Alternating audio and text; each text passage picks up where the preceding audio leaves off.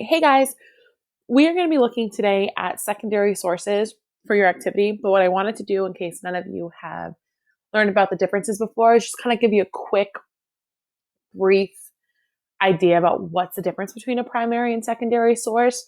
But just know that for today, you're only going to be really looking at secondary sources. So, an original primary source is an original document or other material that has not been changed in any way. It's reliable, it's a firsthand account, usually written at or near the time of the event that occurred. So, some different examples are going to be journals, letters, and diaries. So, if you personally keep a diary, especially if you're talking about like what's going on right now with the coronavirus, 10, 15 years later, if you have a diary, your diary, and this is what you're writing about, is going to be a primary source 15 years later because you're actually alive at this moment and it's from your account and it's from your hand. So that's considered a primary source. Photographs, video recordings, audio recordings, speeches, when you can actually visibly see Martin Luther King with his I Have a Dream speech, that is a primary source that actually happened. Nobody's reliving it.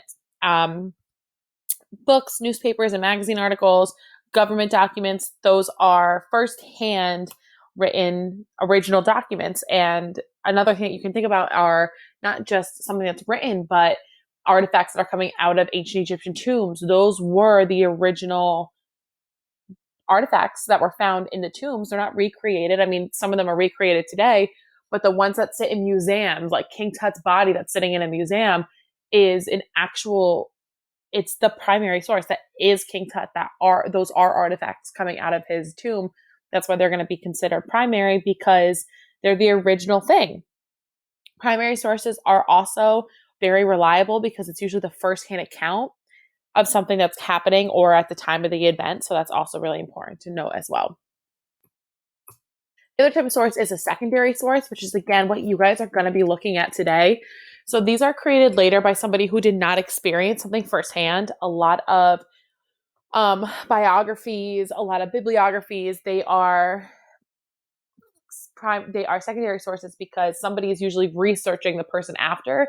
They can use primary sources to help fund their research and help them discover the information they're trying to talk about, which is why it makes them secondary sources, because it's going to be written by somebody else later. Now, normally secondary sources are going to be describing, summarizing, or discussing information that were presented in the other sources. So some more examples are going to be textbooks that you guys look at. Textbooks are not written by people who were alive during the ancient world and the ancient times. So they are going to be secondary sources that are describing past information by looking at other sources. Reviews about something, when you guys do reports, those are considered secondary sources because you weren't there at the time. You are researching and you're looking at other sources to come up with your own report.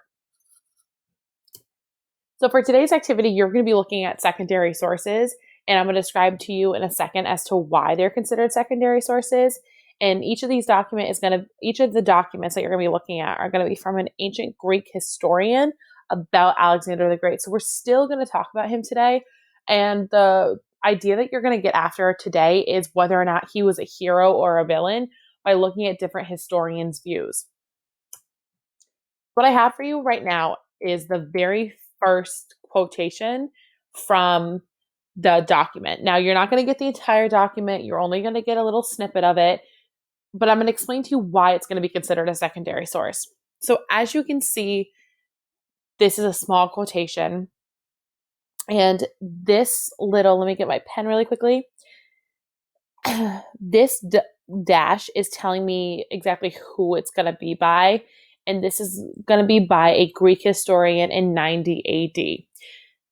Here's the very second that you can decide if this is a primary or secondary source, is because when we're talking about Alexander the Great was still BC.